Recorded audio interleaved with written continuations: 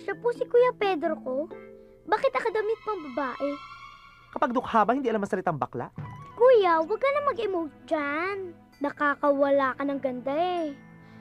Bati-bati na lang para masaya. Naparito ako.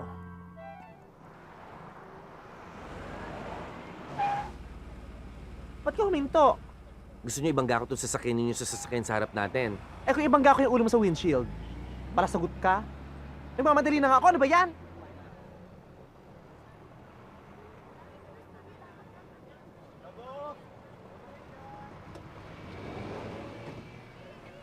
O teka, ba't tumaandar ka?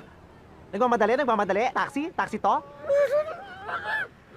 Sige, pasensya ka na ha. Sige. Tagal ng sasakyan.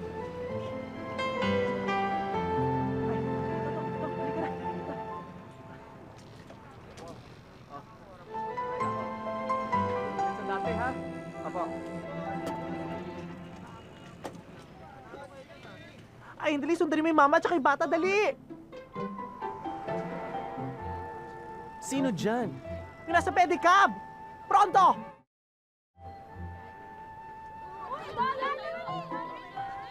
Quiet ko. Anak.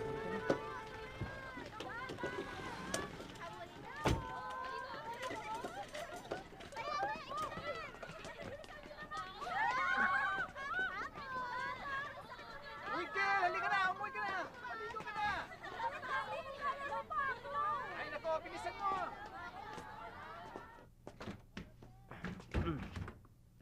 Oh, anak. Mag-iigib lang ako ng tubig ha at maligo ka na. Ako na lang, Tay. Sayang naman yung connection ko sa mga tambay dyan sa labas. Kung hindi ko rin sila mauutusan, magpahinga na lang kayo. At magluluto na ako. Alam mo anak, ang bata-bata mo pa, ang dami mo nang alam sa buhay. Paano pala utos ka? Palaasa. Lahat na lang pinapagawa kahit bata pa. Sino ka? At anong kinalaman namin sa shoulder pads mo? Ah, hindi ba sa shoulder pads anak? Baka player siya ng football. Sa kita talaga nakahikohosan nyo, nakukuha nyo pang pumunchline, no? Kung di mo ako natatandaan, pues magpapakilala ako. Ako ang batang pinagmalupitan mo 15 taon na nakalilipas. Pedro? Anak? Malamang, alangan naman asawa mo. Kung sa bagay, naging kamukha ko naman talagang inay dahil sa sobrang pagbabalupit mo. Tay? Siya po si Kuya Pedro ko. Bakit nakadamit pang babae? Kapag dukha ba, hindi alam ang salitang bakla? O baka naman sa mga naikwento mo sa kanya, sadyang hindi mo ikunento ang kasamaan mo sa mga bakla. Anak, naiintindihan ko ang galit mo. Naiintindihan ko talaga. Pero maniwala ka, hinanap kita. Hinanap kita ng matagal na panahon. Kaya nga ako napadpad dito sa Maynila eh. At dito ko nakita ang napangasawa ko, ang nanay ni Pauline, kapatid mo.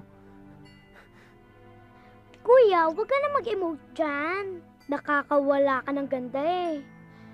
Bati-bati na lang para masaya. May katabilan ka, no? Magpasalamat ka, mahina na tong ama mo. Dahil kung hindi, malamang pinutol niya na yung dila mo sa sobrang kadaldalan mo.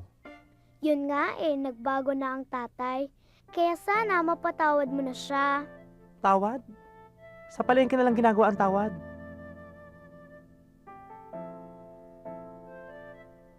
Naparito ako. Para makita nyo kung gaano kaganda ang buhay ko ngayon. At para makita ko rin kung gaano kamiserable ang buhay nyo ngayon. Sigurado ako, hihingi ka ng pera, no? Hindi anak.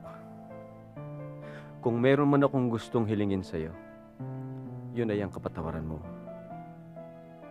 Anak, araw-araw akong nagsisimba. Humihingi ako ng tawad sa Diyos sa lahat ng mga naging kasalanan ko sa'yo. May hina na ako, anak. May sakit na ako. Kaya sana kung hindi man ngayon, sana mahanap mo dyan sa puso mo ang kapatawarang hinihingi ko. Weh! Ganon? Mukhang sa kalagay ng buhay mo, di mo na kayang buhayin din ng batang yan. Kaya kukunin ko na siya. Pero hindi para alagaan. kundi para pahirapan. Para mag-alala ka. Para mag-isip ka. Para lalo kang magkasakit. Para mamatay ka na.